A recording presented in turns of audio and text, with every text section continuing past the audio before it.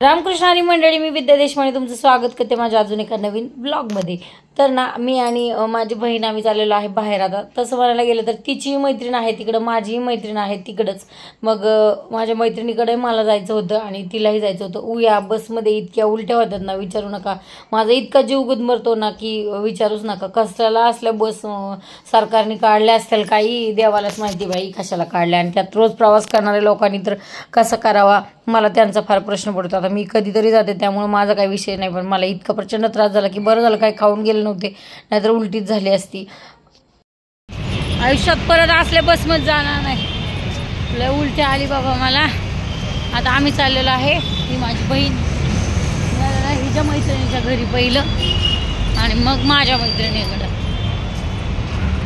तर हे दुकान आहे हिची मैत्रीण, म्हणजे हिची असं माझी हिची असं म्हणू शकत नाही। म्हणजे हिचं माहेर आणि आमचं माहेर एक आहे आणि आम्ही एका गावात आहोत। आणि हिचं माझं सांगायचं म्हटलं तर खरं ही इतकी गोड आहे ना की हिच्याबद्दल शब्द नाही आहेत सांगायला। गेलेले दिवस विसरून दिवस संपतात पण त्या आठवणी जाग्या राहतात। हिने आम्हाला इतकी साथ दिली ना लहानपणी, म्हणजे अगदी आमची भूकसुद्धा जाणली। यांचं खूप मोठं खटलं होतं आणि म्हणजे यांची परिस्थिती चांगली होती, पण हिने अगदी आम्हाला भूक लागली तर चपाती सुद्धा आणून द्यायची त्यांच्याकडून। आमची परिस्थिती खूप म्हणजे खूप वाईट होती। हिच्याबद्दल जेवढं सांगावं तेवढं कमीच आहे। त्यानंतर बराच वेळ आम्ही खूप साऱ्या गप्पा मारल्या। मग हिचे सासरे होते म्हणून मी एवढा काही व्हिडिओ घेतलेला नाहीये।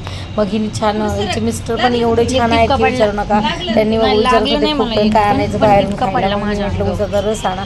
आम्ही उसाचा रस पिलो आणि इतकी केअरिंग आहे ना की तिच्याबद्दल सांगायची काही गरजच नाही। मग तिथून नंतर मी आणि ही माझ्या मैत्रिणीकडे गेले। हिच्या घराची पूजा होती तर आम्ही पूजेला जाऊ शकलो नव्हतो। मग म्हटलं चला अचानक आता गेलो आहे तर तिलाही भेटून जाऊयात। तर तिचं नाव, बोर्डवरचं जे नाव आहे ना ते मी आवर्जून याच्यामध्ये घेतलं आणि नंतर आम्ही गेलो 7व्या फ्लोअरवर। म्हणजे या नावावरूनच आम्ही ओळखलं की ती इथेच राहते। खूप छान हसतमुखाने तिने आमचं स्वागत केलं आणि खरंच अशी मैत्रीण असावी आयुष्यामध्ये की वेगळाच स्वभाव आहे। तसं म्हणायला गेलं तर आमची सोशल मीडियावर झालेली ही मैत्री आहे की अगदीच, आणि आमची मैत्रीण अशी अगदी वर्षातून म्हणजे एवढ्या वर्षामध्ये ना 3 ते 4 वेळाच आम्ही भेटलेलो आहोत।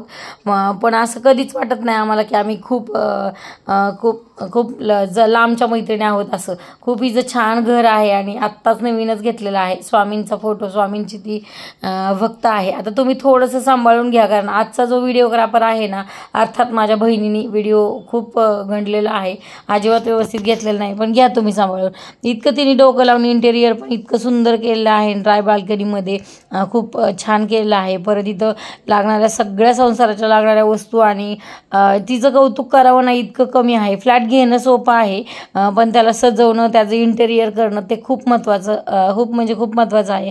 आता व्हिडिओ काढलेला नाही आहे व्यवस्थित त्यामुळं इतकं छान असं दिसत नाही आहे, पण हिचं कौतुक घरासाठी जितकं करावं ना तितकं कमीच आहे। अगदी छोट्या छोट्या गोष्टीचं लक्ष देऊन तिने केलेलं आहे। आणि खरं सांगू म्हणजे पैशाने म्हणण्यापेक्षा ती मनाने खूप मोठी आहे। आता एकतर मैत्री आमची सोशल मीडियाची आणि आमच्यामध्ये बऱ्यापैकी खूप तफावत आहे, पण तरीही तिचं दरवेळेसचं जे भेटणं आहे ना तिला वेगळ्याच, मला तरी वेगळ्याच तिचे नवे नवे अष्टपैलू म्हणतात ना, तिचे वेगवेगळे स्वभाव मला जाणवतात। पण कधीच कुठला तिच्या स्वभावात अहंकार, माज आणि पैशाचा तर म्हणजे असं अहंकारी जे मैत्रिणी असतात ना काही कधीच असलं ती दाखवत नाही। याच्यासाठी तिच्याबद्दल बोलावे ना तितके शब्द कमी आहेत। आधीची सारिका तीही तशीच आणि ही तशीच। मी कधी कोणाकडे जायचा असा आग्रह करत नाही, पण मला जी लोक आवडतात ना मी त्यांच्याकडे आवर्जून जाते। इतकं ऊन होतं तरी काल आम्ही गेलोच त्यांना दोघांना भेटायला, कारण सारिकाही तिच्या हाताला नकोरडं झालं होतं म्हणून त्यासाठी भेटायला गेलो आणि हिच्या घराच्या पूजेला जाऊ शकलो नाही म्हणून गेलो। मग नंतर हिने छान अशी म्हणजे बेडरूम वगैरे सगळं पाहिलं, आम्ही अख्खं घर पाहिलं फिरून। पण तुम्हाला म्हटलं व्हिडिओ थोडासा आमचा घडलेला आहे। नंतर हिला आम्ही गिफ्ट दिला, गिफ्ट तुम्ही बघा। आणि पावभाजी खूप छान केली, ते जेवणही केलं आम्ही। मग मी संध्याला विचारलं काय न्यायचं, तर मग मी तुझा फोटो बघितल्याच्या मग नंतर म्हटलं आता हे खरं तर कोणीतरी मैत्रिणींनी द्यायचं असतं हे। मला नव्हतं माहिती, मी माझं स्वतः घेतलेलं आहे हे। माझ्याकडे एकदम छोटीशीच आहे आणि कृष्ण तर लग्नातच देतात, आपण नाही देत असं ओटी भरण्याला वगैरे देतात कृष्ण। काय मला पण घे की थोडं मागू.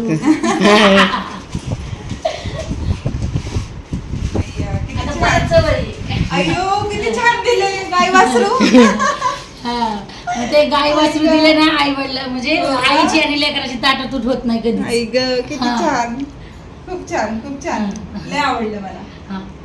चला तर त्यानंतर मग आता येताना ओटी भरायची म्हणून तिने ओटी भरली आमची. म्हणजे आपल्याकडे हळदी कुंकू लावून ओटी भरतातच स्त्री सगळ्यांची सुवासिनींची. मग तिने ओटी भरली आणि ब्लाऊज पीस सोबत एक रिटर्न गिफ्ट पण दिलेलं आहे. आता ते काय आहे अजून तरी उघडलेलं नाही आहे, पण मी आत्ता सध्याला तर ते वरतीच ठेवून दिले. पण जे काय आहे ते मी नंतर लगेच नक्की उघडून बघेल आणि तुम्हाला नक्की सांगेल की त्या रिटर्न गिफ्टमध्ये काय आहे. माझ्यासोबत माझ्या बहिणीलाही दिलं आणि ते रिटर्न गिफ्ट दिलं. पण यापेक्षा सगळ्यात जास्त महत्त्वाचं जे आहे ना तो तिचा स्वभाव आणि तिच्या स्वभावाने जे आमच्यामध्ये जे मैत्रीचं नातं निर्माण झालेलं आहे. मला तरी असं वाटत नाही की मी जिवंत आहे ना तोपर्यंत तरी मी हे तुटू देणार नाही, कारण तिचा स्वभाव मॅटर करतो ह्या सगळ्या गोष्टीसाठी ना. ती खूप वेगळ्या स्वभावांची आहे. आता तुम्हाला ते समोर परत दिसेलच पुढं बरं का.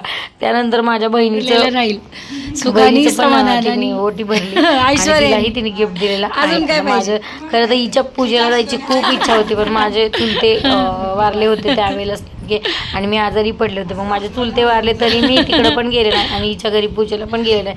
पण तिला अजिबात म्हणजे अजिबात राग आला नाही, हे खूप महत्त्वाचं आहे. आणि तिला राग आला नाही. तितकंच काही लोक चिडतात की बाबा आमच्याकडे पूजेला तू आली नाही, मग त्यावेळेस तिला राग तरी त्याचा आलेला नाही आहे बरं का. Bye bye. छान असं गुड बाय केलेला आहे आणि तिथून आम्ही निघालेलो आहोत. तर आम्ही आलोय तरी पाठीमागं ती वरून गॅलरीत येऊन आम्हाला खूप वेळ हात करत होती, खूप म्हणजे खूप वेळ. चला व्हिडिओ शेवटपर्यंत बघितल्याबद्दल तुमचं सगळ्यांचं धन्यवाद आणि